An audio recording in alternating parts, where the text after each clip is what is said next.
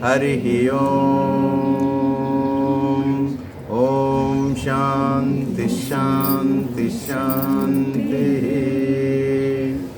हरे राम राम राम हरे हरे, हरे कृष्ण कृष्ण कृष्ण हरे हरे, हरे राम राम राम हरे हरे, हरे कृष्ण कृष्ण कृष्ण हरे हरे, कृष्ण कृष्ण हरे हरे।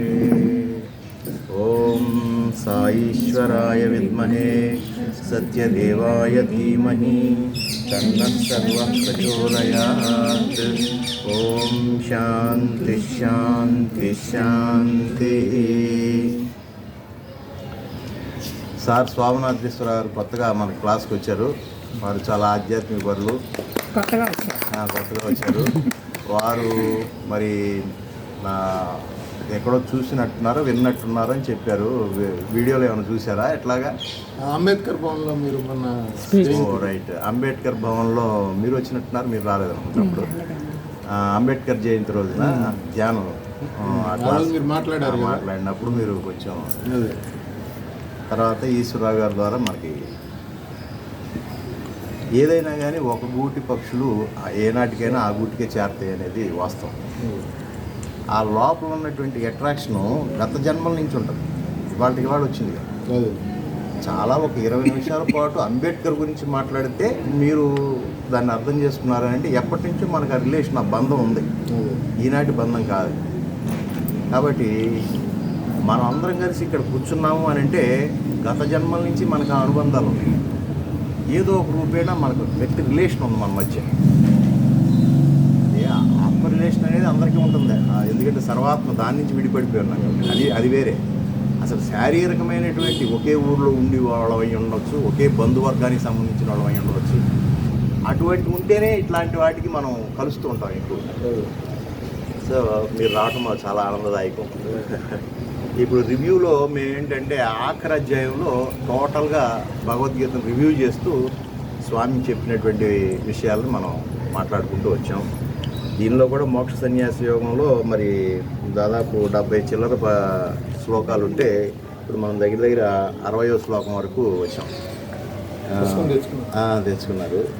అయితే ఇక్కడ మేము ఏం చేసామంటే మొట్టమొదటి నుంచి పారాయణం కంటే కూడా విశ్లేషణకి ఎక్కువగా ఇంపార్టెన్స్ ఇచ్చాం.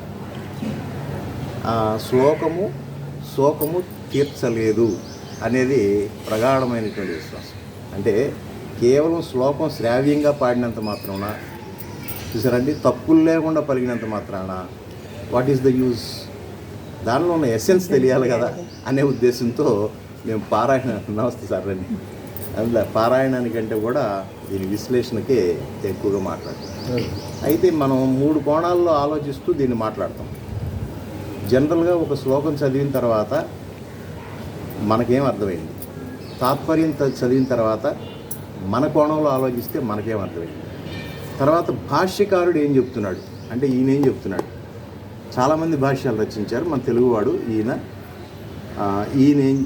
కోణంలో ఎలా విశ్లేషించాడు, చివరిగా భగవంతుడు ఏం చెప్తున్నాడు, దీన్ని ఆచరణ చేస్తే వచ్చే రిజల్ట్ ఏంటి అనే ఇన్ని విషయాలు మాట్లాడుకుంటూ వచ్చాం. కాబట్టి గత 3 సంవత్సరాలుగా మేము 18 అధ్యాయాలు ఇప్పుడు అవ్వాల.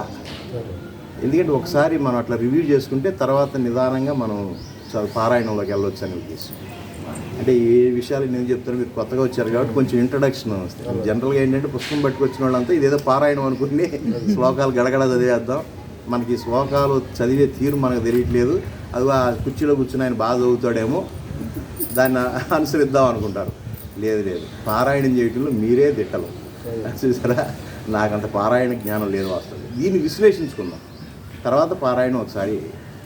ఇదంతా అయిపోయిన తర్వాత భగవద్గీతని ఫస్ట్ చాప్టర్ తీసుకుని, ఇప్పుడు ఇక్కడ వాళ్ళ చాలామంది విమల గారు లాంటి వాళ్ళందరి కోరిక ఏంటంటే పారాయణం చేయాలి.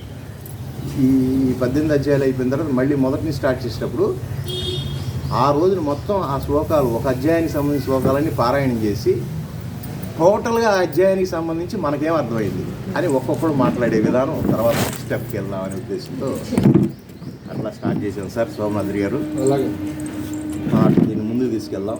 దీనిలో ఇంకా మెడుకులు, దీన్ని ఇంకా మనకి చాలా దగ్గరగా అర్థం చేసుకుంటానికి ఏం చేయాలి అనేది కూడా అందరూ అభిప్రాయం ప్రకారం నెక్స్ట్ మనం ఎపిసోడ్లో మనం ఇది అయిపోయిన తర్వాత మళ్ళీ, ఎందుకంటే నాకు ఒక అనుభవం ఉంది. మా ఎన్ఆర్ కాలేజీ లెక్చరర్ గుప్తా గారు క్లాస్ పెట్టినప్పుడు నేను చాలా అటెండ్ అయ్యేవాడు. కన్యకాపురమేశ్వరి దేవాలయంలో పెట్టారన్నమాట. ఆయన సమకాలీకులంతా చాలా హై ఎండెడ్, బాగా చదువుకున్నటువంటి ప్రొఫెసర్స్, దుర్గాప్రసాద్ గారు, చిలకమర్తి దుర్గాప్రసాద్ గారు, ఇలాంటి వాళ్ళు పండితులు ఉండేవారు.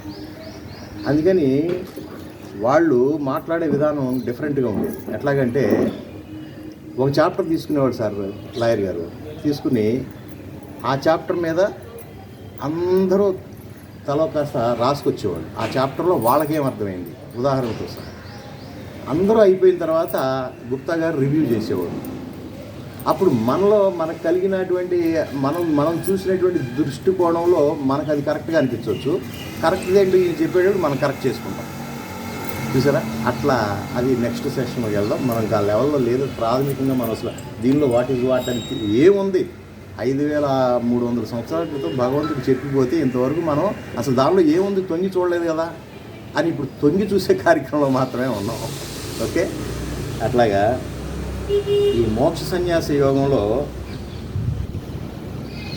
ఆయన చెప్పినటువంటి అనేక విషయాల్లో ఈ మనం ఏ విధంగా మనకు వచ్చేటటువంటి సమస్యలు మనం పోరాడాలి, ఆ సమస్యలతో ఎట్లా పోరాడాలి. ప్రతిదీ ఉదయం లేచిన దగ్గర నుంచి సాయంత్రం వరకు ప్రతి జీవుడికి పోరాటమే, చూసారా. ఆ పోరాటం ఆరాటం లేనిటువంటి జీవి లేనేలేదు. ఎందుకు ఈ పోరాటం, ఎందుకు ఈ ఆరాటం అని అంటే మనం శరీర భ్రాంతితో ఉన్నాం కాబట్టి. మనలో ఇరుక్కుపోయినటువంటి ఆత్మ ఈ పైన ఉన్నటువంటి శరీర భ్రాంతితో ఉంది. ఈ శరీర భ్రాంతితో ఉన్నంతసేపు సుఖం కోసం అరులు చాస్తూ ఉంటుంది, చూసారా. ఆ క్రమంలో వచ్చేటటువంటి నష్ట కష్టాలని, శారీరకమైనటువంటి కష్ట నష్టాలని పరిగణలోకి తీసుకుని ఎంతసేపు సుఖాన్ని ఆశిస్తూ ఉంటాం. కానీ ఆత్మకి సుఖం దుఃఖం అనేది తెలియదు. జస్ట్ లైక్ ఏ ఎలక్ట్రిసిటీ. లోపల ఉన్నటువంటి కరెంట్కి ఏం సంబంధం లేదు. ఎర్రగా వెలుగుతుందా, పచ్చగా వెలుగుతుందా, లేదా వైట్గా వెలుగుతుందా అనేటటువంటిది కరెంటుకి సంబంధం లేదు. దానికి అమర్చినటువంటి బల్బుకి సంబంధించినటువంటి విషయం. అంటే బల్బు అనేది ప్రకృతి అయితే కరెంట్ అనేటటువంటిది ఆత్మ, అదే భగవంతుడు. ఈ ప్రకృతిలో రకరకాలుగా కనపడేటటువంటిదంతా కూడా ఆయన శక్తి వల్లనే కనపడుతుంది. ఒక చామంతి పువ్వు పసుపుగా ఉన్నా, ఒక గులాబీ ఎర్రగా ఉన్నా, ఒక మనిషి 2 కాళ్ళతో నడుస్తున్నా, ఇంకో జంతువు 4 కాళ్ళతో నడుస్తున్నా, ఇదంతా ఏదో ఒక శక్తి నడిపిస్తుంది. కానీ ఈ బయటికి కనపడేది మాత్రం వేరువేరుగా కనపడుతుంది, శక్తి మాత్రం కనపడదు. అలాగే మన ఇంట్లో ఉన్నటువంటి అన్ని ఐటమ్స్ తిరుగుతున్నాయి, మోగుతున్నాయి, కొన్ని ఏసీగా పనిచేస్తున్నాయి, కానీ వీటిని నడిపించేటట్టు రాదు. అట్లా అర్థం చేసుకోవాలి. ఆ రకంగా అర్థం చేసుకున్నప్పుడు ఇక్కడ అంటాడు, ఒకవేళ అహంకారాన్ని అవలంబించి నేను యుద్ధం చేయను అని నీవు తలచిదివేని అట్టి నీ ప్రయత్నం వ్యర్థమైనదేగా అగును కదా. ఎందుకంటే నేను చంపుతున్నాను అనేటటువంటి భావంతో ఉన్నాడు. ఇక్కడ నేను చంపుతున్నాను, నేను అనేటటువంటిది ఏంటి, ఆత్మభావంతో అంటలా, శారీరకమైనటువంటి భావంతో అంటున్నాడు. నా శరీరానికి సంబంధించినటువంటి బంధువులను నేను చంపుతున్నాను అంటున్నాడు సాయిరాం, చూసారా. కాబట్టి నువ్వెవరు అసలు అనే దగ్గర నుంచి మొదలుపెట్టి ఇన్ని అధ్యాయాలు చెప్పుకుంటూ వచ్చాడు. ఇక్కడ స్వభావజేన కౌంతేయ నిబద్ధస్వేన కర్మణ, 60వ శ్లోకం అండి మోక్ష సన్యాస యోగంలో. కర్తుం నేచ్ఛసి యన్మోహాత్ కరిష్యస్య వసోపి తత్. ఓ అర్జున, స్వభావముచే కలిగినటువంటి నీ యొక్క కర్మచే లెస్సగా బంధింపబడిన వాడవై దేనిని చేయుటకు అవివేకమును ఇచ్చగింపకున్నావో దాన్నే పరాధీనుడివై తప్పక చేసి తీరుతావు. ఎందుకంటే దీని అర్థం ఏంటంటే, ఒక రకమైనటువంటి బ్రాటప్లో పెరిగాం, ఒక రకమైనటువంటి వాతావరణంలో పెరిగాం, చూసారా. అటువంటి వాతావరణంలో పెరిగినటువంటి వాడు తప్పనిసరి పరిస్థితుల్లో అటు ఇటు కాదన్నా అవునన్నా చివరికి ఆ పాత వాతావరణాన్నే లైక్ చేస్తాడు. స్వభావం అలాంటిది. స్వభావం అంటే ఏంటంటే ఎప్పటి నుంచో ఉన్నది. నీలో ఉన్నటువంటి స్వభావం ఏంటి? నీలో ఉన్నటువంటిది ధీరత్వం, క్షాత్రధర్మం. నువ్వు పౌరుషం కలిగినటువంటి వాడు. అధర్మాన్ని చూస్తూ ఊరుకునేటటువంటి జాతి కాదు. నువ్వు క్షత్రియుడివి. నువ్వు పోరాడేటటువంటి శక్తి, ఆ స్వభావం నీకు ఇన్బిల్ట్ ఉంది. ఇన్బిల్ట్ ఉన్నటువంటి స్వభావాన్ని పక్కన పెట్టి నేను వెళ్ళిపోతాను, నేను యుద్ధం చేయను, అమ్మో నా వాళ్ళని నేను చంపలేను, నా తాతగారిని నేను చంపటం ఏంటి అని చెప్పేసి నువ్వు ఒకవేళ అలా వెళ్ళినా మళ్ళీ నీ మనసు ఇచ్చగించదు. ఏంటి ఇంత అధర్మం చేస్తుంటే మరి నేనేంటి చూస్తూ ఉన్నానేంటి అనేటటువంటి స్వభావ సిద్ధికి ఎలాగో వచ్చేస్తావు. కాబట్టి నువ్వు మళ్ళీ తిరిగి ఇంటికి వెళ్ళిపోయి మళ్ళీ వెనక రావడం ఎందుకు? వీర శివాజీ అలాగే వెళ్తే ఏం జరిగింది? వాళ్ళ అమ్మగారు జిజియాబాయి పసుపు నీళ్లతో నులక మంచం అడ్డం పెట్టి స్నానానికి పసుపు ఏర్పాటు చేస్తుంది. ఆ పసుపు ఎవరు రాసుకుంటారు? స్నానం చేసిపోయే ముందు ఆడవాళ్ళు రాసుకుంటారు. ఇదేంటమ్మా అంటాడు. యుద్ధానికి వచ్చి పిరికి పందులాగా యుద్ధం చేయకుండా తిరిగి వచ్చావు కదరా, అందుకని నీకు ఈ ఏర్పాటు చేశానంట. అప్పుడు మళ్ళీ వెంటనే యుద్ధానికి వెళ్తాడు, గెలుస్తాడు. అట్లాగా ఒక ఇన్స్పిరేషన్ కావాలి. అట్లాగే ఇక్కడ నువ్వు స్వభావ సిద్ధంగా నువ్వు ధర్మాన్ని ఎరిగినటువంటి వాడి. అర్జునుడు అంటే సామాన్యుడు కాదు సరే. అటువంటి క్షాత్రధర్మాన్ని వదిలిపెట్టి నేను వెళ్ళిపోతానంటే వెళ్ళిపోయినా కానీ నువ్వు గ్యారెంటీకి తిరిగి వస్తావు. ఎందుకంటే నీ మనసు ఆగదు. నువ్వు ఎట్టి పరిస్థితుల్లో యుద్ధం చేయవలసిందే. అదేదో ఇప్పుడే చేసేవయ్యా. చూసారా, అట్లా మన ఎంకరేజ్ చేసేటటువంటి గురువు, మహానుభావుడు. అటువంటి గురువు లభించాడు కాబట్టి ఈ లోకానికి గురుత్వం అంటే ఏంటో తెలిసింది. చూసారా, అదే కనుక మనం అనుకో ఏంటయ్యా నీ కోసం మేమంతా యుద్ధం చేయడానికి మేమంతా ఎన్ని చేసుకొస్తే నువ్వు వెళ్ళిపోతాను, నేను చంపలేనని అంటే మాకేమన్నా విద్య నీ గురించి వచ్చాం, నీ సపోర్ట్కి వచ్చాం, టాటా మేము కూడా వెళ్ళిపోతాం అంటాం. అలా అని ఆ రోజు శ్రీకృష్ణుడు అంటే అసలు మాట్లాడుకునేవాళ్ళం. ఆయన కాన్సెప్ట్ ఏంటి? అక్కడ ఎట్టి పరిస్థితుల్లో ధర్మాన్ని నెగ్గించాలి. చూసారా, ఇక్కడ కాన్సెప్ట్ ఆయన స్వలాభం కాదు, ఇంకోటి స్వలాభం కాదు. ఈ సమాజంలో ధర్మాన్ని బ్రతికించాలి. దానికోసం పారిపోతున్న వాడిని కూడా తీసుకొచ్చి నుంచోబెట్టి ధర్మంగా జయింపజేయాలి. ఆ వెళ్ళిపోయేటటువంటి అర్జునుడు ధర్మాత్ముడు, కానీ ఇప్పుడు మోహంలో పడిపోయాడు. ఏమని? నేను చంపుతున్నాను, నా వాళ్ళని చంపుతున్నాను అని. శారీరకమైనటువంటి దృష్టితో చూస్తున్నాడు. కాదు, ఇది ఆత్మదృష్టితో చూడాలయా అని చెప్పి నడిపించినటువంటి మహానుభావుడు అన్నమాట ఇక్కడ. కాబట్టి కౌంతేయ, స్వభావంచే కలిగినటువంటి నీ యొక్క కర్మచే లెస్సగా బంధింపబడిన వాడువై. జనరల్గా మన బంధువులనో మన స్నేహితులనో లేదా మనకు కావాల్సినటువంటి వాళ్ళని చూడంగానే ఆ అట్రాక్షన్ స్వభావ సిద్ధంగా ఉంటుంది. ఉదాహరణకి మనం ఇక్కడ ఉన్నాం, ఏ ఉత్తరప్రదేశ్లోనో మన ఇద్దరం కలిసాం, లక్నోలోనో ఎక్కడో. అక్కడంతా హిందీ మాట్లాడుకునే ప్లేస్లో మన గుడివాడ వాళ్ళు ఎవరైనా కనపడారండి. కనపడంగానే ఎలా అనిపిస్తుందండి? స్వభావ సిద్ధంగా ఆటోమేటిక్గా లంచ్కో డిన్నర్కో అక్కడికి వెళ్ళిపోతాం. ఎందుకంటే నాకు సంబంధించిన వాడు. ఇప్పుడు తినలేదు వచ్చాం, ఇప్పుడు వరకు రొట్టెలు వేసుకుని అమ్మయ్య చావలు దొరికిందని చెప్పేసి వెళ్ళిపోతాం. స్వభావం అలాంటిది. అది మంచివాడా చెడ్డవాడా తర్వాత సంగతి. స్వభావ రీత్యా మన తెలుగువాడు అనే స్వభావం ఉంటుంది. అట్లాగే నువ్వు యుద్ధ పోరాట పటిమ కలిగినటువంటి వాడు. అధర్మాన్ని చూస్తూ ఊరుకోలేవు. అలా చూస్తూ ఊరుకునేటట్టయితే లక్క ఇంట్లో మరి వాళ్ళ తగలబెట్టినప్పుడు ఎంత రగిలిపోయాడో చూసారా. అవకాశం కోసం ఎదురు చూస్తూ ఉన్నాడు. ఎన్నో అవమానాలకు గురైనటువంటి వాడు. స్వతసిద్ధంగా వాళ్ళ తండ్రికి సంబంధించినటువంటి ఆస్తి అండి. వాళ్ళేమో వేరే వాళ్ళు అడగట్లేదు కదా. ఇద్దరు అన్నదమ్ముల వాటాలో మరి అన్నగారు వాటా, ఇది పాండురంగడు వాటా. ఆయన ఏదో అకాల మరణం చెందాడు కాబట్టి ధృతరాష్ట్రుడు అయ్యాడు. కానీ చూసారా ఎంత అన్యాయకరమైనటువంటి విషయం అండి. ఆ రోజునే కనుక నేను వెళ్ళిపోతాను, నేను యుద్ధం చేయను అని, సరే నువ్వు వెళ్తే వెళ్ళిపోయాలే, యుద్ధం లేదు పాడలేదు, ప్రశాంతంగా ఎవరిదాడాడు బోండి, మీకే అవసరం లేదు, అడుగుతుంటాను అంటున్నావుగా పో అని కనుక శ్రీకృష్ణుడు అంటే, ఇవాళ ఆ లాయర్లు ప్రాక్టీస్ చేసే కోర్టులు ఉండేవి కాదు. అప్పుడు ధర్మం మారిపోయేది. ఏంటి ధర్మం అప్పుడు? ఫిజికల్గా ఎవడు స్ట్రాంగ్ అయితే వాడే. నువ్వు బలహీనుడు అయ్యా, నువ్వెందుకు అడుగుతావు? నువ్వు పోరాటం పట్టి ఉంటే వాడితో గెలువు, అంతే. ఇంకా వేరే న్యాయం లేదు ఇక. చూసారా, ఇవాళ మున్సిపల్ కోర్టు దగ్గర నుంచి సుప్రీంకోర్టు వరకు కోర్టులు పెట్టాల్సినటువంటి అవసరం ఏర్పడిందంటే శ్రీకృష్ణుడు ఆనాడు ధర్మం కోసం పోరాడబట్టే. లేకపోతే ఆయన ధర్మం కోసం నిలబడకపోతే బలవంతుడిదే రాజ్యం అని అప్పటి నుంచి ఆటవికంగానే జీవించేవాడు. చూసారా, ఎంత మేలు చేశాడు చూడండి సొసైటీ. ఎంతమంది బలవంతులు ఉంటారండి? మరి చాలామంది బలహీనులు ఉంటాం. అప్పుడు మనమంతా ఏమైపోయేవాళ్ళం?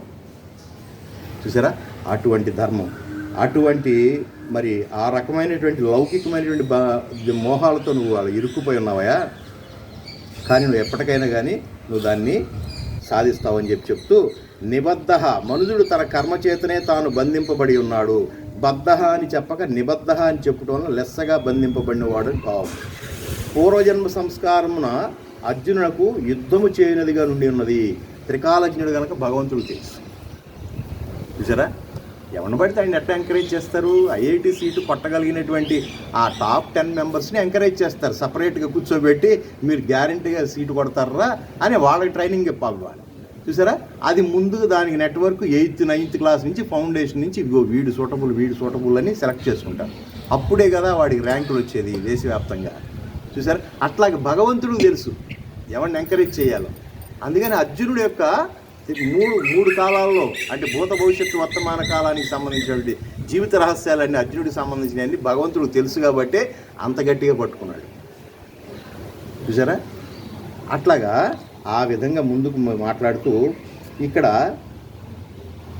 త్రికాలజ్ఞులకు భగవానుడు తెలుసుకోండి, కావుననే నేను యుద్ధము చేయను అని నీవు అనుకున్న సంస్కార ప్రభావించి యుద్ధము చేసే తీరతాడని తెలుసు. ప్రస్తుతానికి తాత్కాలికంగా మోహంలో పడిపోయి అమ్మో నా తాతను చంపలేనేమో, చంపకూడదు, ఆ గురువు గారిని చంపడం ఏంటి అసలు మహాపాపం అని ఇటువంటి విషయాలన్నీ చెప్తాడు ఫస్ట్ అధ్యాయంలో. ఇదంతా మోహంలో ఉన్నాడు, శారీరక భ్రాంతిలో ఉన్నాడు అని ఇంత లెసన్ తీసుకున్నాడు. ఆ మోహం అంతా విడిపోయేటట్టుగా చేశాడు. చూసారా, అట్లాగా ఆ విధంగా ఇక్కడ పురుష ప్రయత్నం వ్యర్థమని ఎవరినూ తలంపరాదు. చూసారా, ధర్మాన్ని నిలబెట్టడానికి పురుష ప్రయత్నం చెయ్యాలి. చూసారా, ఒక చోట ఏదైనా మనం వెళ్తూ ఉండగా ఒక అన్యాయాన్ని చూసాం. చూసారా, దాన్ని మనం వ్యతిరేకించలేకపోవచ్చు, దాన్ని వెంటనే దాని కౌంటర్ ఇవ్వలేకపోవచ్చు, కానీ దానికి ఎట్లా ఆ సిచ్యువేషన్ సప్రెస్ చేయాలి అనే దానికన్నా కొంత ఆలోచన చేయాలి. వెంటనే 100 డైల్ కన్నా చేయాలి, 100 నెంబర్ కన్నా ఫోన్ చేసి ఏమండో ఇక్కడ భయంకరంగా తాగి తందనాలాడుతూ ఆడవాళ్ళని ఇబ్బంది పెడుతున్నారండి. చూసారా, అదే నా ఓటు కొంచెం శరీరం కలిగినాడు కొంచెం ఫైటర్ అనుకోండి, ఎవడరా వెంటనే ఫోన్ చేసి ఏమండి ఒక పంపించండి, ఇక పోలీసు వేషాలు ఇవన్నీ వేస్తాం మనం రకరకాల మాటలు చెప్తాం. షూర్గా మనం ఆ సప్రెస్ చేయాలి. లేదు అని అంటే కనీసం పక్కకెళ్ళి ఇంకోళ్ళకన్నా చెప్పాలి, నా దారిని పోతూ నాకు ఎందుకు వచ్చింది అంతా అని చెప్పి పోయేవాళ్ళ శాతం ఎక్కువైపోయింది. అందుకనే ఇవాళ ఢిల్లీ మెట్రో ట్రైన్లో ప్రయాణం చేసేటటువంటి 16 సంవత్సరాల ఆ అమ్మాయిని ఎంత దారుణంగా చేసినా అక్కడ ఎవడో పట్టించుకునే పరిస్థితి లేదు. చూసారా, 2-3 కలిసి నుంచుని ఎవడు రానంటే వెళ్ళిపోయే బ్యాచ్, అది అవతల బ్యాచ్. గంజాయి బ్యాచ్కి ఎంత ఓపిక ఉంటుందండి? గంజాయి కొట్టి మందు దాగి విపరీతంగా ఉండేటట్టు వాడికి ఎంత, కాకపోతే వాళ్ళు తెగింపు ఉంటుంది, మీద పడతాడేమో అని భయం తప్ప అడిగే పెద్ద ఓపికే ఉండదు. కాకపోతే మనం కలం మనకెందుకులే వచ్చిందని చెప్పి ఉద్దేశంతో పోతాం. అలా పోయేటటువంటి స్వభావం ఇది కాదు. అందుకు చెప్తున్నా నేను ఎంత మోటివేట్ చేశాడు తెలుసండి. ఆ యుద్ధం జరిపించడానికి ఇక్కడ యుద్ధం చేసింది వాళ్ళు, ఓడిపోయింది వీళ్ళు అని కాదు. అక్కడ ధర్మాన్ని గెలిపించడానికి యుద్ధం చేసింది భగవానుడే స్వయంగా. సరే, ఆ రకంగా చెప్తూ ఇక్కడ పురుష ప్రయత్నం వ్యర్థమని భావించడం కాదు, మన ప్రయత్నం మనం చేయాల్సి. అట్లాగే మన జీవితంలో వచ్చేటటువంటి కష్టాలు ఇప్పుడు మన కోణంలో నుంచి ఆలోచించాలి. మన యుద్ధం అంటే వాళ్ళు ఏదో 2-3 కొట్టుకున్నారు, వాళ్ళ ఆస్తుల కోసం కొట్టుకున్నారు, ఆ భావం తీసేయండిగా. ఇప్పుడు యుద్ధం అంటే ఏంటి? మన క్షేత్రంలో అంటే మన శరీరంలో జరిగేటటువంటి అనేక యుద్ధాలు, మానసిక యుద్ధాలు ఎన్ని జరుగుతున్నాయి.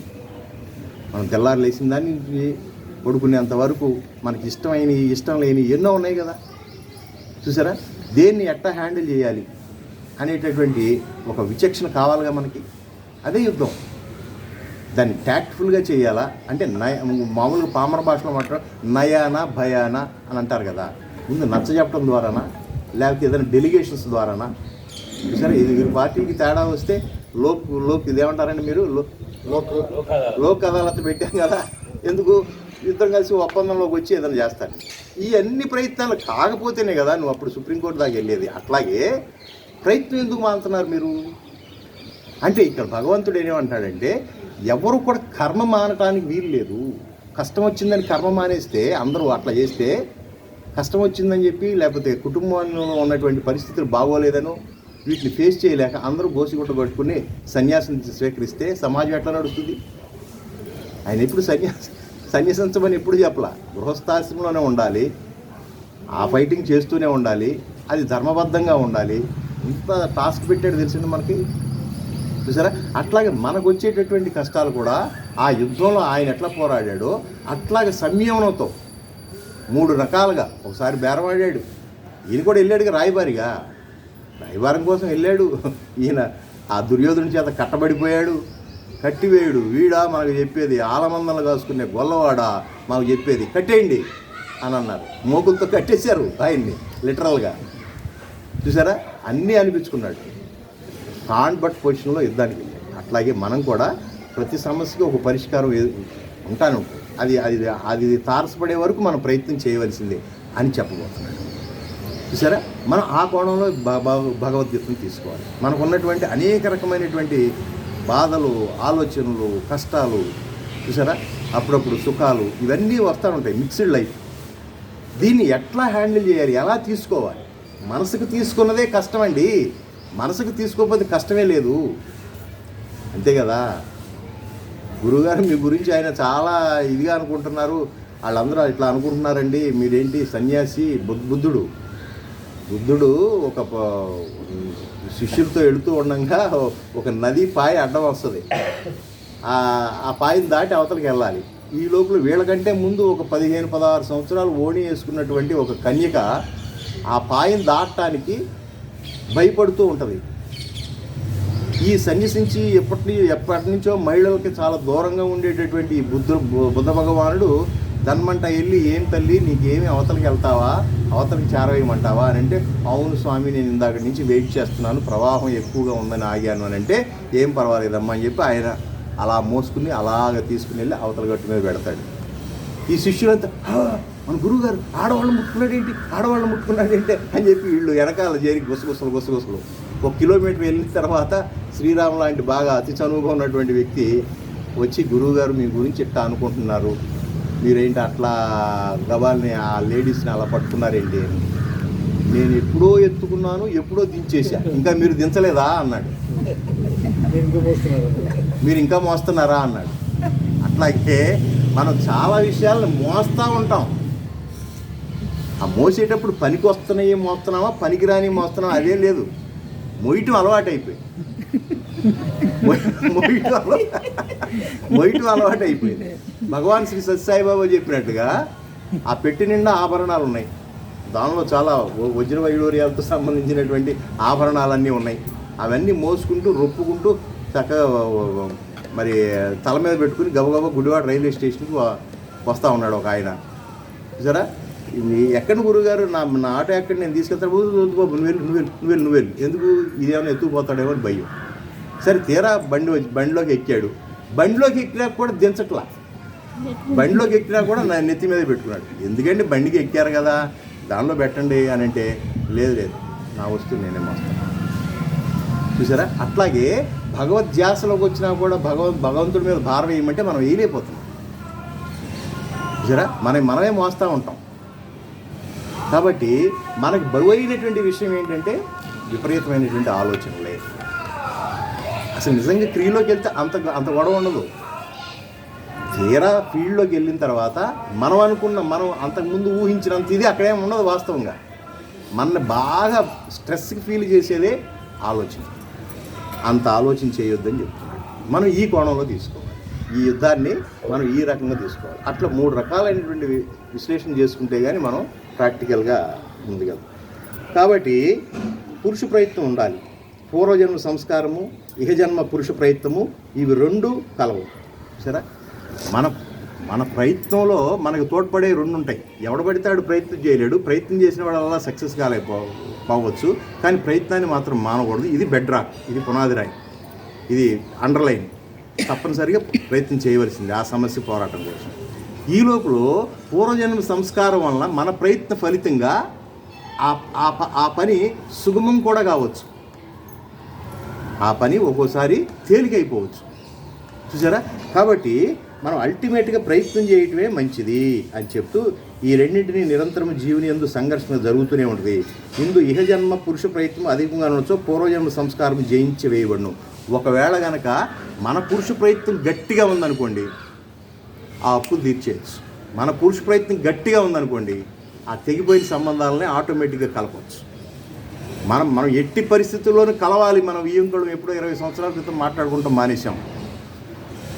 ఇంకా 60-70 ఏళ్ళు వచ్చింది, ఎంతకాలం బ్రతుకుతాం?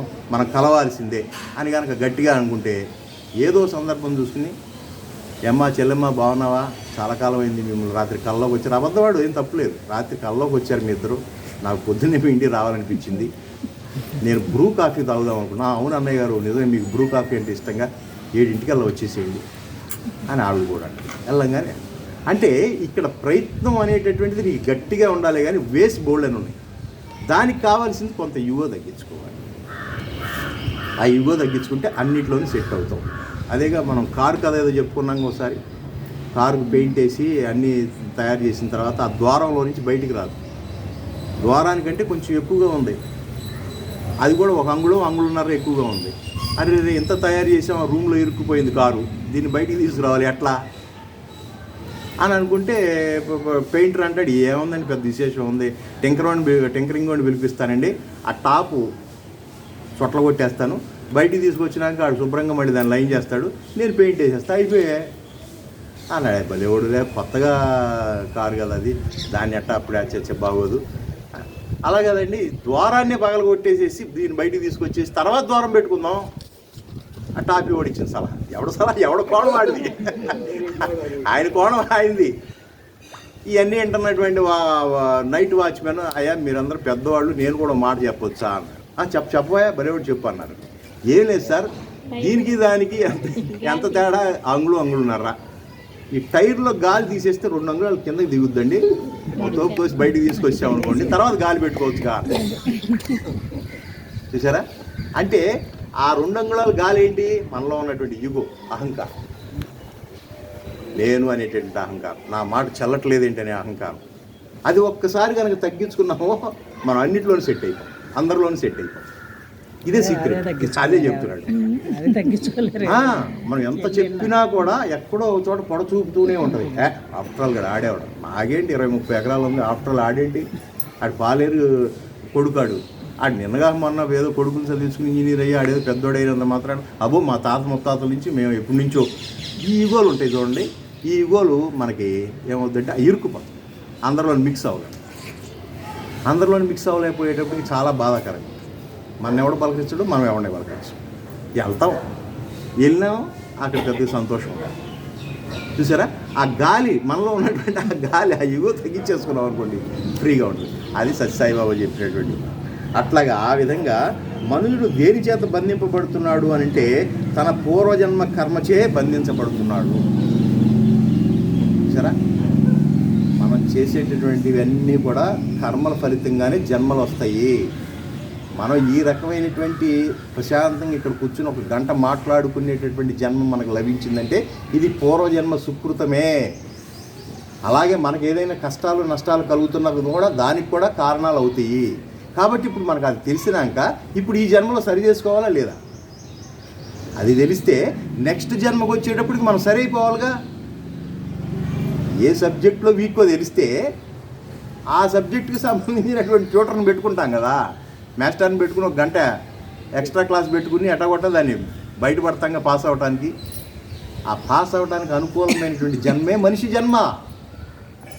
అందుకే దీనికి మించినటువంటిది లేదు అనేటటువంటిది. మనకేంటి అనిపిస్తుంది, ఓరి ఏం మించినటువంటి బాబోయ్, పొద్దున్న నుంచి కోడలతో గొడవ, అత్తతో గొడవ, పక్కింటోడితో గొడవ, మరి ఆ జనరల్ మేనేజర్తో గొడవ, సుప్రీంకోర్టు జడ్జి గారితో గొడవ, ఇట్లాగా ఎవడి ఫీల్డ్లో వాడు ఎప్పుడు కూడా ఎవరిని అడగండి,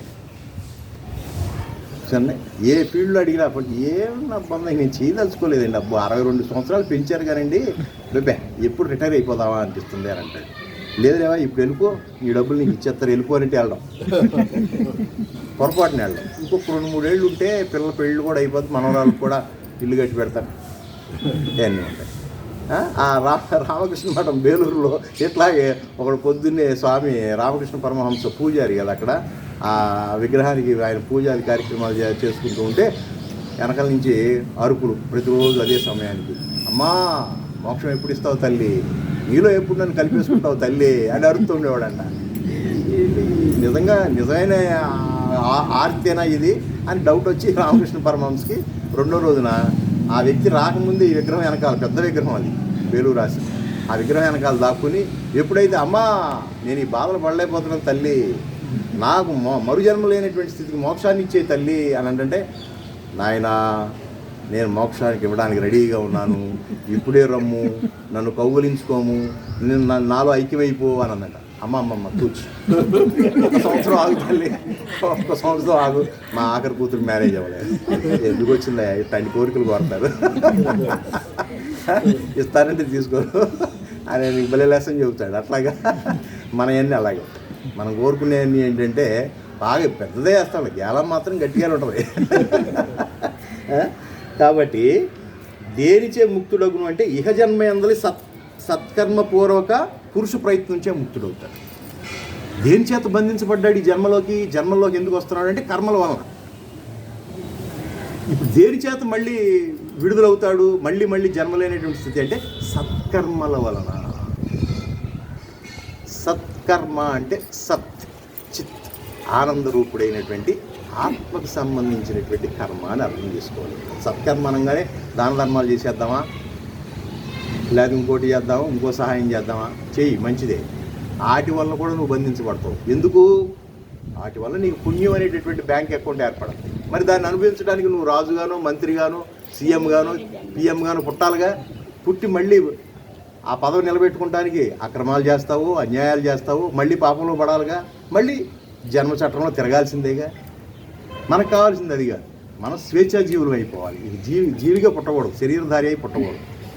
అని అంటే సత్ అంటే నిత్యమైనది, శాశ్వతమైనది.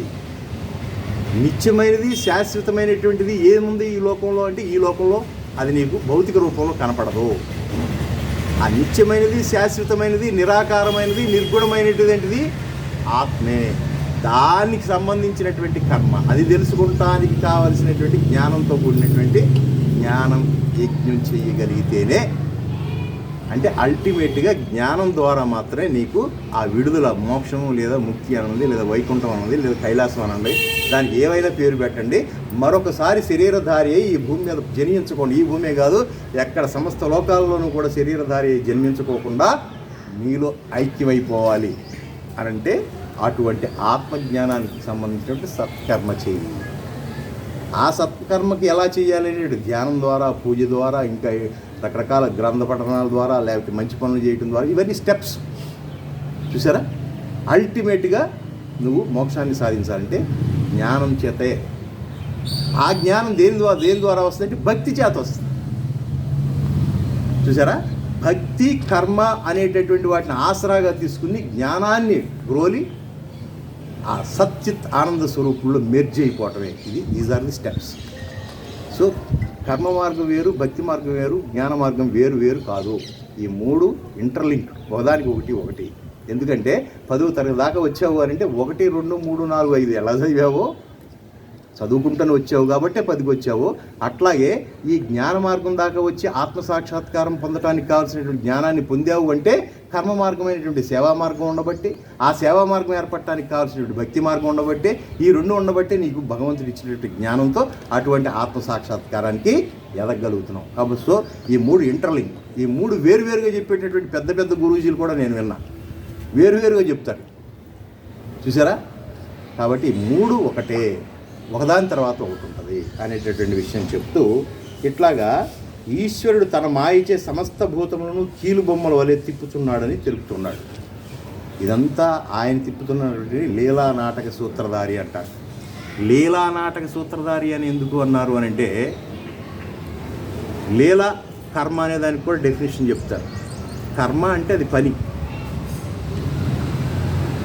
ఆ పని చేసేటప్పుడు భారంగా చేయటం, ఆ పని నేను చేస్తున్నానేటువంటి ఆ కర్తృత్వ భావంతో చేయటం, పని అయిపోయిన తర్వాత ఫలితాన్ని ఆశించటం, ఇవన్నీ ఒక రకమైనటువంటి కర్మ. నిష్కామ కర్మ చేసేటటువంటి వాళ్ళు వేరు, వాళ్ళు ఫలితాన్ని ఆశించడం. ఏదైనా కానీ అది ఒక పని.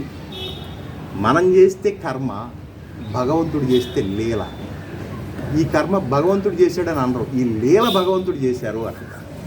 ఎందుకనంటే మనం ఏదైనా పని చేయాలంటే మనకు సంబంధించినటువంటి ఇంద్రియాలన్నింటినీ ఉపయోగించాలి. బ్రెయిన్ ఆలోచించాలి, దృష్టి ద్వారా కన్ను చూడాలి, తర్వాత చేతులు కాళ్ళు దానిలో పెట్టాలి, అది పిసకాలి, ఏదో మొత్తానికి చపాతీ చేయాలి, అది పని చేసాం. సరే, ఇన్ని ఐటమ్స్ కలిసి ఉన్నాయి. కానీ అలా కాదు, ఆ లీలా నాటక సూత్రధారికి ఏంతో పని లేదు. ఊరికి అలా అనుకున్నాడంటే అది జరిగిపోతుంది. ఆ కోవకు చెందినటువంటి వారే భగవాన్ శ్రీ సత్యసాయిబాబా, రమణ మహర్షి, షిరిడి సాయిబాబా, పెద్ద పెద్ద గురూజీలందరూ కూడా ఆ కోవకు చెందిన వాళ్ళు. చేస్తే లీల, మనం చేస్తే కర్మ. చూసారా, అది డిఫరెన్స్ మనకి వాళ్ళకి. వాళ్ళు పని చేశారు లోకంలోకి వచ్చి, వాళ్ళేం ఖాళీ కూర్చోలే, లీలా మాత్రంగా చేశారు. అంటే ఒక సంకల్పంతో వాళ్ళు మనుష్య జాతినే కదిలించేశారు. అందుకని వాళ్ళు పెద్ద పెద్ద గురూజీలు అయ్యారు. అందుకే శ్రీకృష్ణ భగవానుడు మనలాగా పుట్టి విశ్వానికి గురువు అయ్యాడు అని అంటే చూసారా, ఆ రకంగా. ఈశ్వర సర్వభూతానాం హృద్దేర్జున తిష్టతి, హృద్దేశేర్జున తిష్టతి, భ్రామయన్ సర్వభూతాని యంత్రారూఢాని మాయయా. ఓ అర్జున, జగన్నియామకుడు పరమేశ్వరుడు మాయ చేత సమస్త ప్రాణుల యొక్క హృదయంన వెలియుచున్నాడు. సరే, మనందరిలోనూ ఉన్నాడు, మనందరిలోనూ ఉన్నాడు అన్న సంగతి మనకు తెలియదు. దట్ ఈజ్ కాల్డ్ మాయ. చూసారా, అందరికీ జ్ఞానం ఉందనుకోండి, అసలు సృష్టి ఎందుకు జరుగుద్దండి? అందరం తెలిసిన వాళ్ళమే, అందరికీ ఆ పని తెలుసు అనుకోండి, ఇంకా ఆ పని చేయడానికి ఇంకెవడ దొరుకుతాడు? అసలు సృష్టి ఎలా కదులుద్ది? జ్ఞానులు, అజ్ఞానులు, ఆర్తులు, అన్నార్తులు, రకరకాల వాళ్ళంతా ఉంటేనే ఈ రథం కదులుద్ది. ఎవడ పని ఆడు చేయాలి. అదే మాయ. చూసారా, కాబట్టి జగన్నియామకుడు మాత్రం పరమేశ్వరుడు మాయ చేత సమస్త ప్రాణుల యొక్క హృదయం నందు వెలియుతున్నాడయా. అంటే ఈశ్వరుడు ఎచ్చట ఉన్నాడు అనేటటువంటి క్వశ్చన్ వేసుకుంటే ఏమి చేయుచున్నాడు అని ప్రశ్నలకి సమాధానం చెప్పబడింది. ఈశ్వరుడు దూరంగానే ఉన్నాడని తలంచుట వెర్రి. చూసారా, భగవంతుడు ఎక్కడో ఉన్నాడు లేదా పలానా చోట ఉన్నాడు, ఇక్కడ ఉన్నాడు అక్కడ లేడు, అక్కడ ఉన్నాడు ఇక్కడ లేడు అనుకుంటాం అనేది మన అజ్ఞానం కిందే వస్తుంది. ఎందుకు? అంతటా వ్యాపించినటువంటి వాడే భగవంతుడు. ఏదో ఒక ప్లేస్లో ఉండేటటువంటి వాడు భగవంతుడు అనరు. దెయ్యంతో సమానం. దెయ్యం ఒకళ్ళే పట్టుకుంటుంది, ఇద్దరు ముగ్గురు ఒకసారి ఎక్కాల కష్టం, దానికి అంత శక్తి లేదు. అంతటా వ్యాపించేటటువంటి వాడే భగవంతుడు. చూసారా, కాబట్టి ఈ లోకాన్ని మొత్తాన్ని నడిపించేటటువంటి వాడు ఎక్కడో దూరంగా ఉన్నాడని ఎలా అనుకుంటావు? కాబట్టి జీవులకు అతి సమీపమున హృదయమందు కూడా ఆత్మరూపణ ఆయన అధివసిస్తున్నాడు. కనుకనే సర్వభూతానాం హృద్దేశే అని చెప్పబడింది. కావున భగవత్ సాన్నిధ్యం ఎల్లప్పుడూ అనుభవించుచు పాపాచరణము లేక భక్తియుతులై మెలగవలెను. అది మన ఎవరో చూస్తున్నారు, ఎవరో చూసి కరెక్ట్ చేస్తున్నారు, ఎవరో చూస్తేనే వాళ్ళు మన కంటబడితేనే, వాళ్ళు మన చూస్తేనే ఇది తప్పు, వాడు చూడకపోతే ఇది ఒప్పు అనుకుంటానికి లేదు. లోపల సీసీ కెమెరా రూపంలో మన ఎప్పుడు కూడా అబ్జర్వ్ చేస్తూనే ఉంటాడు. మన సీసీ కెమెరా మన లోపలే ఉంది, ఇది మాత్రం గుర్తుపెట్టుకోవాలి. చూసారా, ఎవడు చూడట్లేదుగా, ఏం పర్లే, వేసే తీసుకో, ఏం పర్లా. ఉండి లెక్క పెడుతున్నప్పుడు టీటీడీ దేవస్థానంలో ఎవడో చూడట్లేదని చెప్పి ఒక కట్ట నొక్కేస్తుంటారు. ఈ మధ్య ఈ వీడియోలో చూసారా, పెద్ద పెద్ద కట్టలే నొక్కేస్తుంటారు. అన్నీ ఉన్నాయి, దొరకనని మాయ. అదే నేను ఎందుకు దొరుకుతాను, నేను ఎంత ట్యాక్సీ ఎంత తెలివిగా దొంగిలించాను తెలుసా అనుకుంటాడు వీడు. అది ఇప్పుడు ఈ పోలీసు వాళ్ళు కూడా చెప్తారు, ఎంత గొప్ప మేధావి, గొప్ప ఇంటర్నేషనల్ దొంగ అయినా కూడా ఏదో ఒక ఎవిడెన్స్ అక్కడ వదిలేళ్తాడంట. చివరికి ఆడు కాల్చి పారేసినటువంటి పీక దొరికినా, సిగరెట్ పీక దొరికినా ఆడెవడో పట్టేస్తాడు. అది ఏ బ్రాండు ఏంటి, ఎవడెక్కువ వాడతాడు, ఈ ఈ చుట్టుపక్కల దొంగలందరినీ ఇంటర్వ్యూ చేస్తే ఈ బ్రాండ్ పలానాడు వాడతాడు. చూసారా, ఆ రకంగా అట్లా పట్టుకునేవాడు కూడా ఉంటాడు. అట్లాగే ఏదో ఒక ఎవిడెన్స్ ఎక్కడ ముట్టుకోకుండా చక్కగా జాగ్రత్త పడి వచ్చిన ఆ మెట్లు దిగేటప్పుడు రైలింగ్స్ పట్టుకుంటాడు. చూసారా, అది కాలో ఏదో జారద్ది, జారేటప్పుడు పడిపోకుండా రైలింగ్ పట్టుకుంటాడు. మెట్లు దిగేటప్పుడు ఆ స్టీల్ రైలింగ్ చాలా అయిపోయింది. ఫారెన్సిక్ వాళ్ళు వస్తారు, దానికి ఏదో రాస్తారు, భూతత్వంలో చూస్తారు, ఇది ఏరు ముద్ర. పైగా ఏలుముద్ర ఏం పడింది, తమ్మ పడింది. ఇప్పుడు మామూలుగా మనకు మన తమ్ములన్నీ మన చేతిలో ఇప్పుడు గవర్నమెంట్ చేతిలో ఉన్నాయి. అవునుగా, మన ఏలుముద్రలని గవర్నమెంట్ చేతిలో ఉన్నాయి. వెంటనే ఒక నొక్కు ఒక్కగానే ఆర్టిఫిషియల్ ఇంటెలిజెన్స్కి ఇది ఫీడ్ చేయగానే ఒక్క నిమిషం కూడా పట్టదు. ఇది ఫలానా గుడివాడలో ఉన్నటువంటి రవికుమార్ తమ్ము ఫినిష్ అయిపోయింది. దుర్గగుడిలో సాహు అనేటటువంటి వాడు దుర్గమ్మ గుడిలో ఆ కిరీటాన్ని 20 ఏళ్ల క్రితం పట్టుకుపోయినప్పుడు ఇట్లాగే దొరికాడు. ఫారెన్సిక్ వాళ్ళు ఇలాగే పట్టుకున్నారు. అది చాలా ఇంటెలిజెంట్. అది ఇంటర్నేషనల్గా దొంగతనాలు చేసేటువంటి వాడు ఎక్కడ దొరకననుకున్నాడు. ఇగో దాన్ని ఏమంటారు, గెడ తీయటానికి పట్టుకోవాలిగా, ఎక్కడ పట్టుకున్నాడు. సరే, అక్కడ దొరికిపోయాడు. అట్లాగా భగవంతుడి దృష్టిలోంచి మనం తప్పించుకోవడానికి ఛాన్స్. ఆ సీసీ కెమెరా పగలగొట్టేస్తే సరిపోద్ది కదా అని భౌతికంగా అనుకుంటాం. కానీ సీసీ కెమెరా లోపలే ఉంది. అదే భగవంతుడు. ఈ విషయాన్ని మనం గుర్తుపెట్టుకోవాలనేటటువంటిది మామూలు పామర భాషలో మాట్లాడుకుంటే, జీవులు చేయు సమస్త కార్యములను సంకల్పించు సమస్త సంకల్పములను ఈశ్వరుడు సాక్షి మాత్రుడై సదా వీక్షించుతుంటాడు. అది ఇక్కడ సంకల్పాలు ఆయన చేత జరగట్లా, నీ పూర్వజన్మ సంస్కృతి వలన, నీకున్నటువంటి బుద్ధి భావజాలం చేత, నీకున్నటువంటి గుణపరంపర చేత నిన్ను త్రిగుణాలు ఏడ్పిస్తూ ఉంటాయి. ఎప్పుడు సాత్విక రాజసిక తామసిక గుణాలు ఎప్పుడు కూడా మనం నడిపిస్తూ ఉంటాయి.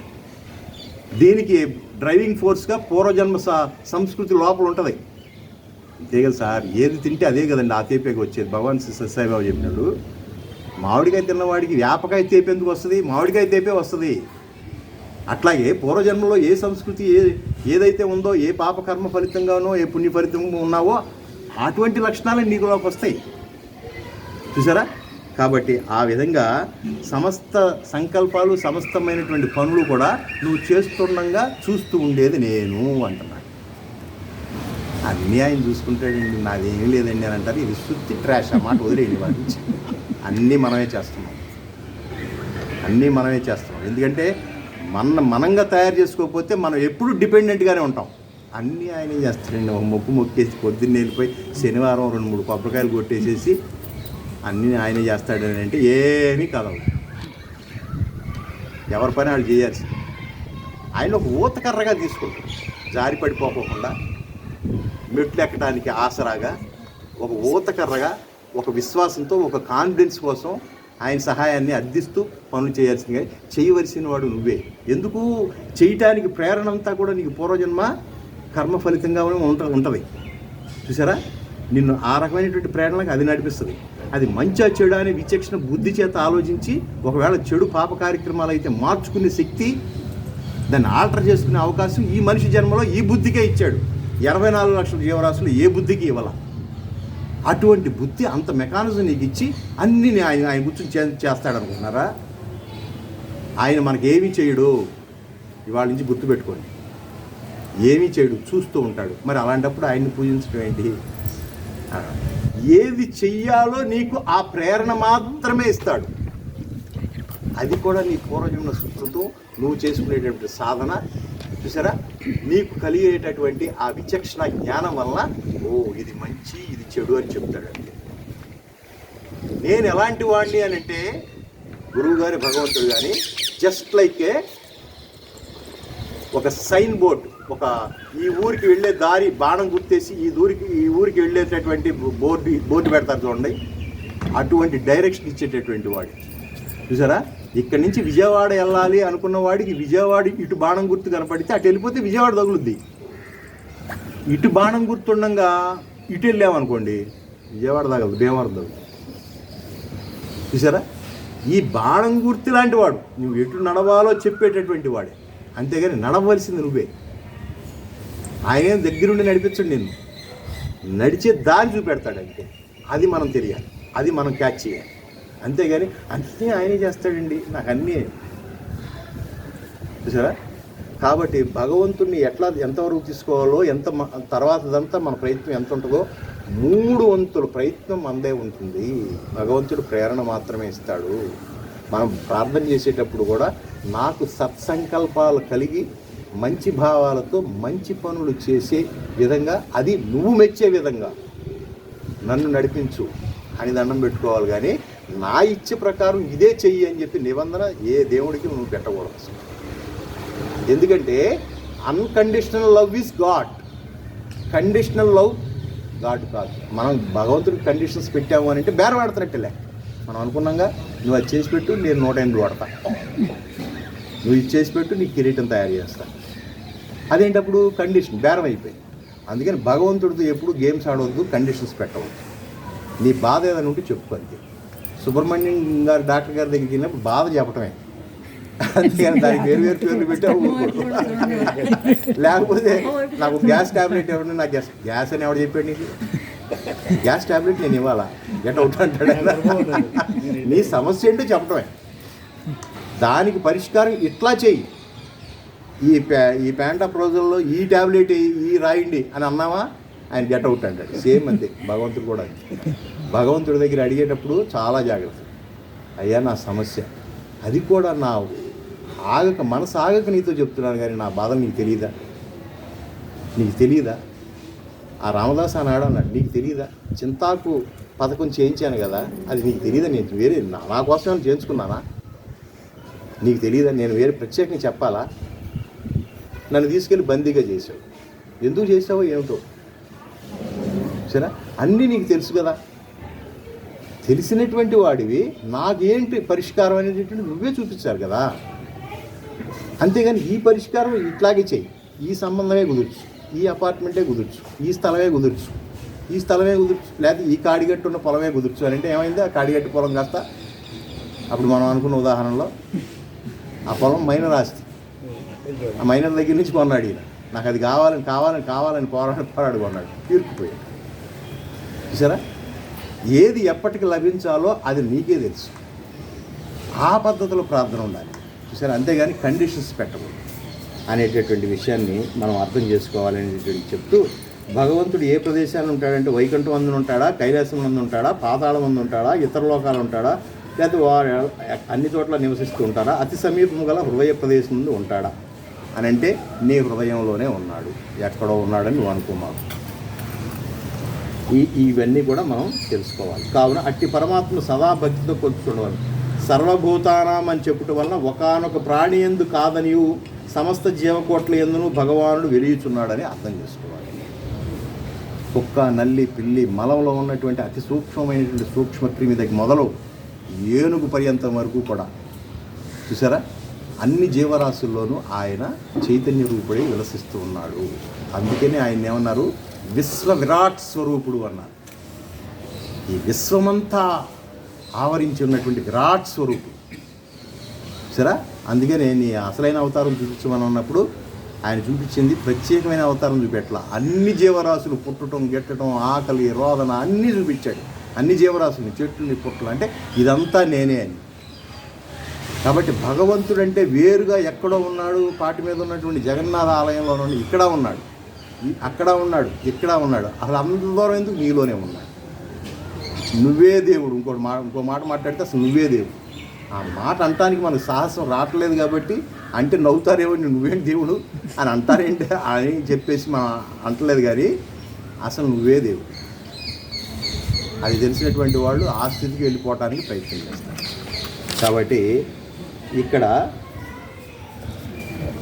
అట్టి పరమాత్మ సదా భక్తితో కొలుస్తూ సర్వభూతానం అని చెప్పడం. కాబట్టి సమస్త జీవకోట్ల యందును భగవానుడు ఎరుగుచున్నాడని స్పష్టమవుతుంది. కాబట్టి చీమయందు, దోమయందు, పశువునందు, చండాలని యందు వాడు కూడా నివసిస్తున్నాడు. కానీ ఎవరి చిత్తము నిర్మలముగా ఉండునో అతని యందు లెస్సగా భాషించుతూ వ్యక్తమవుతున్నాడు. చూసారా? అందరిలో ఉన్నాడు కదండి, నాకు కనపట్టలేదు ఏంటి? ఆయన ముఖంలోనే తేజస్సు, చాలా వెలుగు. ఒక్కొక్కడు ముఖం చూస్తాం కదా, పెద్ద పెద్ద గురూజీలు వాళ్ళ ముఖాలు చూస్తే ఎంత ఎన్లైటెడ్గా ఉంటుందో, ఆ తీక్షణమైనటువంటి చూపులు కానీ, ఆ ముఖార విందాన్ని చూస్తూ ఉంటే ఇంకా చూడబుద్దుతాం. ఏంటి వాళ్ళలోనే అంత వెలుగు ఉంది? వాళ్ళలోనూ ఉన్న చైతన్యం మనలోనూ ఉన్న చైతన్యం ఒకటేగా, కరెక్టే. కానీ మనలో ఉన్నటువంటి చైతన్యానికి మసిబారిపోయింది. ఒకటే వెలుగు. మీ ఇంట్లో ఉన్నటువంటి లాంతర్, మనం పూర్వంలో లాంతర్లు వెలిగించుకునేవాడు, దానికి మసిపెడితే ఏమయ్యేది? వెలుగు వచ్చేది. అదే లాంతర్ మీ ఇంట్లో ఉన్నదాన్ని శుభ్రంగా తోమేము, అది క్లియర్గా కనపడేది. ఏంటి ఆ క్లియర్గా కనపడటానికి కారణం ఏంటంటే అది పూర్తి స్థాయిలో క్లీన్ చేయబడింది. అలాగే నీ మనస్సు అంటే నీ చిత్తము క్లీన్గా ఉంటే ఆ చైతన్యం యొక్క తాలూకా జాడలు మనిషిలో కనబడతాయి, ఆ వెలుగు కనబడతాయి. దట్ ఈస్ కాల్డ్ ఆరా అంటారు.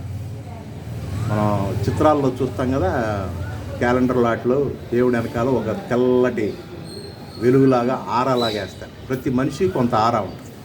ఎవరైతే సాధనా సంపత్తితో, నిర్మలమైనటువంటి భక్తితో, శాంత చిత్తుడై, మంచి మనసు కలిగినటువంటి వాడి యొక్క ఆరా సుమారు ఇక్కడి నుంచి 10-15 మీటర్ల వరకు కూడా భగవాన్ శ్రీ సత్యసాయి బాబా ఆరాని టెస్ట్ చేయడానికి అనేక రకాలైనటువంటి సైంటిఫిక్ అన్నీ వేసుకొస్తే వాళ్ళకి అంతుపట్టట్లేదు ఆ ఆరా ఎంత దూరం వెళ్ళిందని.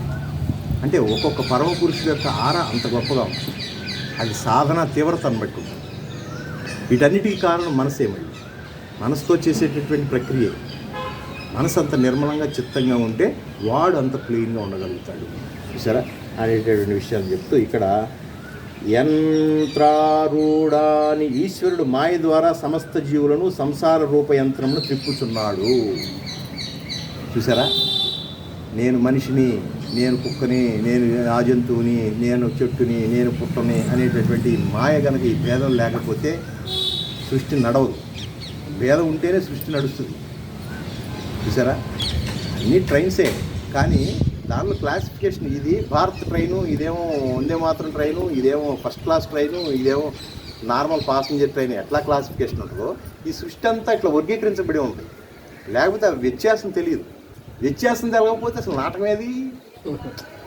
నాటకంలో వివిధ రకాలైనటువంటి పాత్రలు లేకపోతే నాటకం ఎలా నడుస్తుంది? అందరూ సత్యహరిశ్చంద్రులు వేషం వేసి వచ్చి కూర్చున్నారండి, సత్యహరిశ్చంద్ర డ్రామా అన్నారండి. అందరూ సత్యహరిశ్చంద్రులాగా కత్తి డాలు అన్ని వ్యవహారాలు అన్నీ ఉన్నాయి. అందరూ కాటికా ప్రసీరణంగా అందరూ కాటిగా. ఎంత బోరు పడుతుందండి, అవునా? ఏ పాత్రకి ఆ పాత్ర నాటకం ఆడితేనే కదా అప్పుడు రక్తి కట్టేది.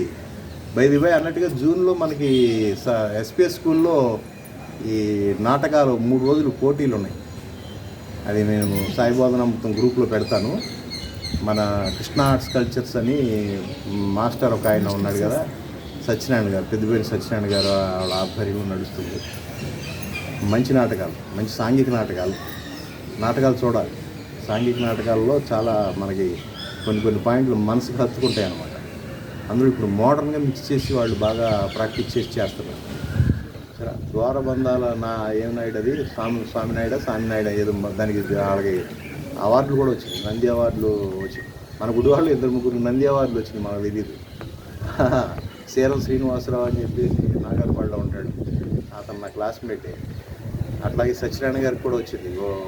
వాళ్ళ అబ్బాయి హితేష్ అని, అతనికి కూడా ఒక అవార్డు వచ్చింది. చూసారా, మనం నాటకాలు సామాజిక దృక్పథంతో చూడాల్సిన అవసరం ఉంది. అట్లాగే ఇక్కడ మాయ అని చెప్పటం వలన ఈశ్వరుడు ఈ సంసార చక్రం తిప్పుతున్నప్పటికీ మాయ ద్వారా ఆ పరిభ్రమణను కావించడం వలన వాస్తవంగా వారికి ఏమీ కర్తృత్వం లేక ఉన్నది, వారు సాక్షి మాత్రమే వర్తించుతున్నాడు. అంతే.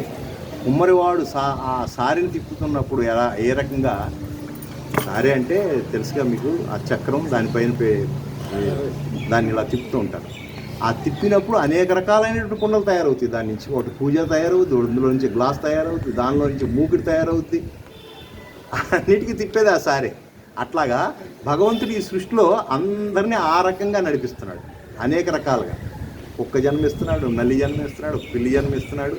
ఇవన్నీ కూడా కుమ్మరివాడు మనసులో ఏది తయారు చేయదలుచుకున్నాడో అట్లాగే ఆయన తయారు చేసేటప్పుడు నీ డాటా చూస్తాడు. నువ్వు గత జన్మల్లో చేసుకున్నటువంటివన్నీ ఏమిటి, ఈ జన్మలో ఏం చేసుకున్నావు, చూసారా? ఈ రెండింటిని మిక్స్ చేస్తే ఏ జన్మ వస్తుంది, ఆ జన్మకు సరిపడా గర్భం ఏది వేచి ఉన్నది, ఆ లక్షణాలు కలిగినటువంటి తల్లి, ఆ వాతావరణం కలిగినటువంటి తల్లి ఏది వేచి ఉందో ఆ గర్భంలోకి ప్రవేశపెడతాడు. ఇది ఆయన చేసేది. కుమ్మరివాడు కుండ తయారు చేయాలా, గ్లాస్ తయారు చేయాలా, పూజ తయారు చేయాలా అనేది ఎట్లా తయారు చేస్తాడు, కానీ మట్టి ఒకటే.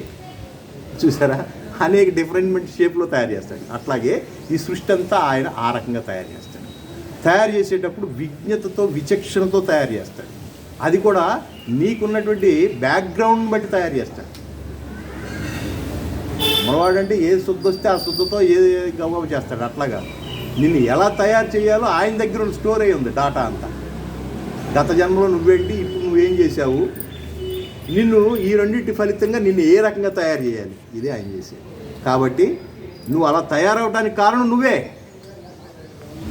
నువ్వు ఈ రకంగా తయారవడానికి కారణం నువ్వే. నువ్వు తయారు చేసిన వాడిని అనటానికి వీల్లేదు. నువ్వు కనుక ఇంతకంటే ఉత్తమమైనటువంటి కర్మను ఆచరించి ఉన్నావు అనుకో, నీకు ఉత్తమమైనటువంటి జన్మ లభించేదేమో. మంచి వేదజ్ఞానం కూడినటువంటి పండితుడు అయి ఉండేవాడు ఏమో. ప్రతిసారి చిన్నదానికి దుఃఖాన్ని ఫీల్ అవ్వనటువంటి ఒక స్థితప్రజ్ఞత్వంతో ఉన్నటువంటి కుటుంబంలో పుట్టేవాడు ఏమో. నువ్వు అంతదానికి నువ్వు నోచుకోలేదేమో. అది తెలిస్తే ఇప్పుడు నోచుకుంటానికి నువ్వు ప్రయత్నం చేస్తావు. దట్ ఈస్ కాల్డ్ పురుష ప్రయత్నం. అదే ప్రయత్నం అంటే. చూసారా, పురుష ప్రయత్నం అంటే ఇక్కడ పురుషుడు చేయాలని కదా. పురుషుడు అంటే జీవులందరూ ఈ మానవ జీవులందరూ చేయవలసినటువంటి ప్రయత్నం అన్నమాట. ఆ ప్రయత్నం విచక్షణతో చేయాలి. చూసారా, అది ఎలా వస్తుంది? ఆ విచక్షణ, ఆ విజ్ఞానం, ఆ విషయ పరిజ్ఞానం అని అంటే కేవలం సత్సంగాల వల్ల. సత్సంగంలో ఉన్నటువంటి గొప్పతనం అది. ఇన్ని విషయాలు మనం పుస్తకాలు చూసి నేర్చుకోవాలి అని అంటే మన జన్మలు చాలవు. ఎక్కడో ఒక చోట ఒక గంట ఎవరో ఒక చెప్పినటువంటి విషయాన్ని చెవులో వేసుకున్నామంటే రేపొద్దున గొప్ప గొప్ప మహానుభావులు ఎవరైనా ఈ ఊరు వచ్చినప్పుడు వెంటనే మనకి స్ట్రైక్ అవుద్దు. అలాంటి విషయం ఆయన చెప్పంగానే గతంలో ఎప్పుడు విన్నాం కదా ఇది అని వెంటనే స్ట్రైక్ అవుతుంది. అందుకోసం ఈ పాటలన్నీ మనం ముందుగా దీనిలో ఏముందో తెలుసుకుంటే రేపొద్దున తెలియచెప్పేటటువంటి మహానుభావులు ఎవరైనా వచ్చినప్పుడు మనకి వెంటనే అట్రాక్ట్ అవుతాం. మనం ఇంటి దగ్గర ఆల్రెడీ పాఠం చదువుకుని ఉంటే క్లాస్కి వెళ్ళంగానే టీచర్ గారు చెప్పంగానే వెంటనే మనకు అర్థం అవుతుందా లేదా? ఆ ఎక్సర్సైజ్లో భాగంగానే సత్సంగాలు చాలా గొప్పగా ఉపయోగపడతాయి. అందుకనే సత్సంగాన్ని వదలకూడదు. ఈశ్వరుడు ఎచ్చట నివసిస్తున్నాడు అంటే సమస్త ప్రాణికోట్ల హృదయంలో చేరుతున్నాడు. ఏమి చేరుతున్నాడు అంటే ఈ సంసార చక్రం తగులుకొని ఉండు జీవులందరినీ తిప్పుతున్నాడు. చూసారా, ఆయనే మనందరినీ తిప్పుతున్నాడు. ఒకరిని మంచిగా చక్కగా సంపాదన పరుడుగా తెలివితేటలు కలిగిన వాడిగా అధికారపూర్వకంగా దర్పంతో అన్ని రకాలైన హంగులతో తిప్పుతున్నాడా ఆయన్ని. చూసారా, ఎందుకని నేను చేసిన పాపం ఏంటి? నా ఇంటి పక్కనోడే కదా, ఆడ ఎమ్మటే ఎమ్మెల్యే అయిపోయాడు, ఎండ మినిస్టర్ అయిపోయాడు. ఏంట్రా అనుకుంటున్నావు? వాడికి బ్యాక్గ్రౌండ్ వేరుగా, వాడి బ్యాంక్ బ్యాలెన్స్ వేరుగా, నీ బ్యాంక్ బ్యాలెన్స్ వేరుగా. నువ్వు బ్యాంక్ బ్యాలెన్స్ పెంచుకో. చూసారా, అసలు నాకు ఈ బ్యాంక్ బ్యాలెన్స్తో సంబంధం లేదండి. పుణ్యం వద్దు, పాపం వద్దు. ఎందుకంటే శరీరధారే ఈ భూమి మీద జన్మించినాక సుఖాలు, కష్టాలు, నష్టాలు, సంతోషాలు ఇవన్నీ అనుభవించవలసినటువంటి అవసరం ఏర్పడిపోయింది. కాబట్టి నేను మళ్ళీ ఏది కూడా నాకు వద్దు, నన్ను నీలో మెర్జి చేసేసుకో. ఇది అసలైన తెలివైనటువంటి విషయం. దానికోసం వేయాలి మనం ఇచ్చిన. అంతేగాని పుణ్యాన్ని మూట కట్టుకుంటానికి దాన ధర్మాలని అదని ఇదని చేయండి, మంచిదే. అవన్నీ స్టెప్స్ అంతే. చూసారా, మోక్షం కోసం మనం జ్ఞానాన్ని ఆశ్రయిస్తూ భగవంతుడి సేవలో, అంటే భగవంతుడి సేవ అంటే కేవలం ఆ రాతి విగ్రహం సేవ అనుకోవద్దు. అది ఒక నియమనిష్టలతో కూడినటువంటి అనుష్ఠాన సంబంధమైనటువంటి క్రమశిక్షణతో ఉండేటటువంటి అందుకు మాత్రమే ఉపయోగపడుతుంది. చూసారా, భగవంతుడి సేవ అంటే సమాజ సేవే. మళ్ళీ సమాజం అంటే కేవలం మనుషుల సేవని, అన్ని రకాలైన జీవరాశులకి సేవ చేయవచ్చు. అన్ని వల్ల మన వల్ల కాదు కదా. నీ ఇంట్లో ఉన్నటువంటి నీ తమ్ముడు కూతుర్ని, నీ తమ్ముడు ఆటో డ్రైవరు కనీసం 10,000 రూపాయలు కట్టుకోలేని పరిస్థితుల్లో ఇంజనీరింగ్ మానిపించేస్తున్నాడు. నువ్వేమో అపరకోటీశ్వరుడు. అది తెలిసి నువ్వు ఆ 10,000 కనుక ఇస్తే నువ్వు పుణ్యాత్ముడివే. ఎవరికో చేయాల్సినటువంటి పుణ్యం ఏమి మూట కట్టుకోవాల్సిన పని లేదు. నీ ఇంట్లో ఉన్నటువంటి అత్తమామలకు నువ్వు చేయగలిగితే పెద్ద గొప్పే. నీ తల్లిదండ్రులను వదిలేసి వృద్ధాప్యంలో పళ్ళు పంచుతున్నావు.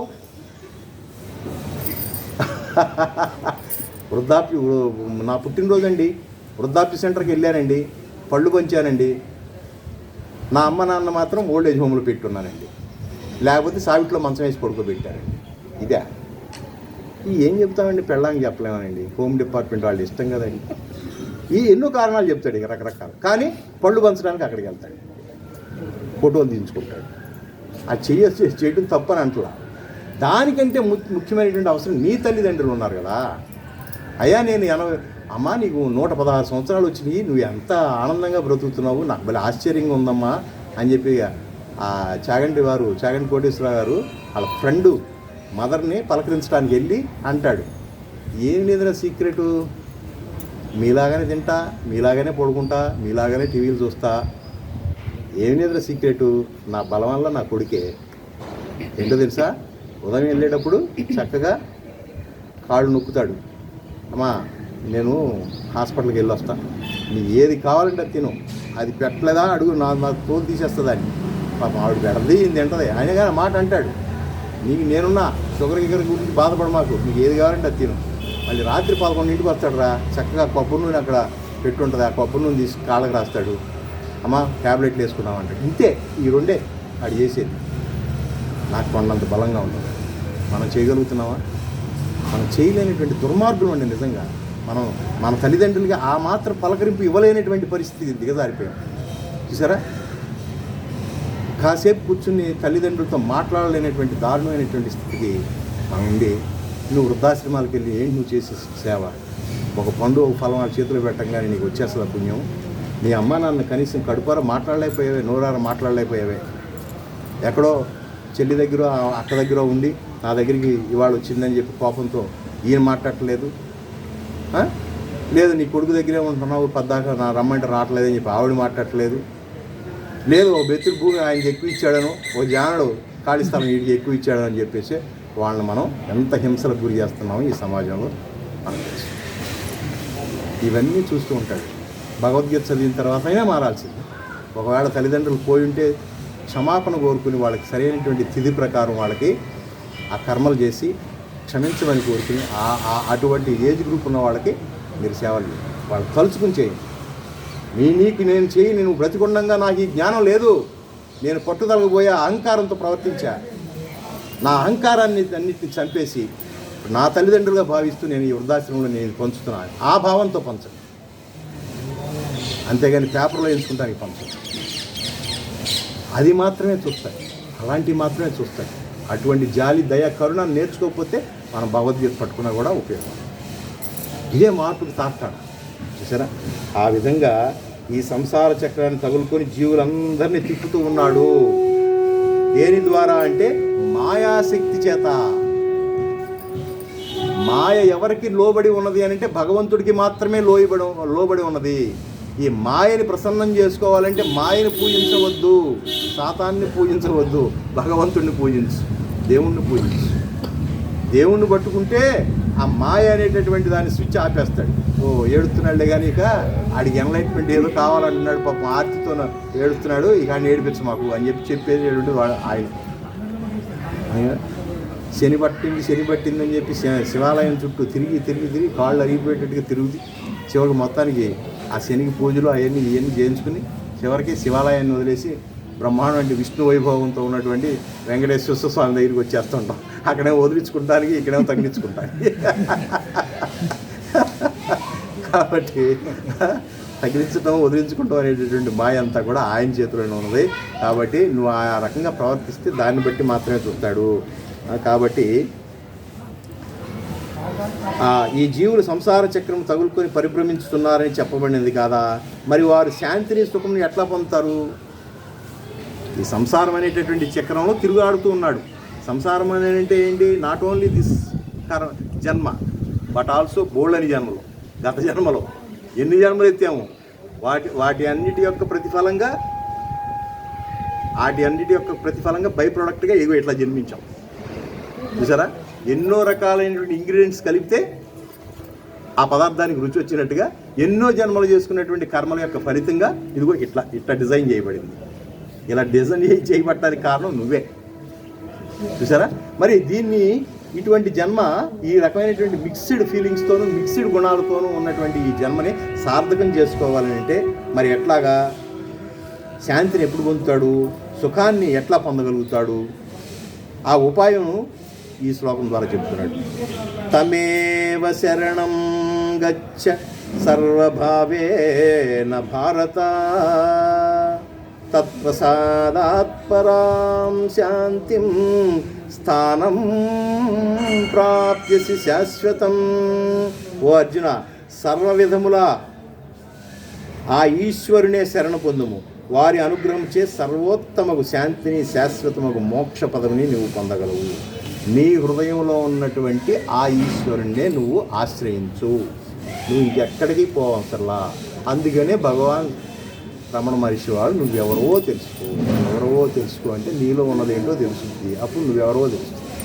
చూసారా, ఆ ఆత్మస్వరూపాన్ని మనం దర్శించేటటువంటి ఆత్మ సాక్షాత్కారం పొందటానికి కావలసినటువంటి సరంజామా చేకూర్చుకుని ఆ మార్గంలో నడవాలి. అది గురువు ద్వారానా, శాస్త్రం ద్వారానా, నీ సాధన ద్వారానా, ధ్యానం ద్వారానా, పూజ ద్వారానా, భజన ద్వారానా, నీ మనసు ఎక్కడ లగ్నం అవుతుందో తెలుసుకుని ఆ మనసు ద్వారా నువ్వు ఆత్మసాక్షాత్కారాన్ని పొందటమే మార్గం తప్ప రెండో అవకాశమే లేదు శాంతి లభించాలి అని అంటే. చూసారా, శాంతి అనేటటువంటిది మార్కెట్లో దొరికేటటువంటి వస్తువు కాదు. అలాంటి వస్తువు అయితే టాటా బిర్లా ఏనాడో కొనుక్కునేవాడు కొన్ని కోట్ల రూపాయలు ఇచ్చి. ఆ శాంతి లేకగా వాళ్ళు బాబా చుట్టూ తిరుగుతున్నారు, వాళ్ళు గుడుల చుట్టూ తిరుగుతున్నారు. అవునా? ఈ దేశంలో టాప్ పొజిషన్లో ఉన్నటువంటి పెద్ద పెద్ద మిలిటరీ కమాండర్స్తో సహా భగవంతుడి దగ్గరికి వెళ్తున్నారంటే వాళ్ళకి ఏం తక్కువ అయిందని? వాళ్ళకి కావాల్సినవన్నీ గవర్నమెంట్ ప్రొవైడ్ చేస్తుంది. మోడీ గారికి ఏం తక్కువ? అన్ని గుళ్ళు ఎందుకు తిరుగుతున్నాడు? మోడీ గారికి ఎక్కడికి వెళ్ళినా రాజభోగమే కదా. ఆయన మరి దేవుడితో పని ఏంటి? ఏదో వెళుతుంది. ఆ వెలితి ఏంటి అని అంటే, నేను ఎక్కడి నుంచి వచ్చానో అక్కడికి పోయేంత వరకు ఆ వెలితి ఉంటుంది. ఆ వెలితి మాటల్లో తెలియదు.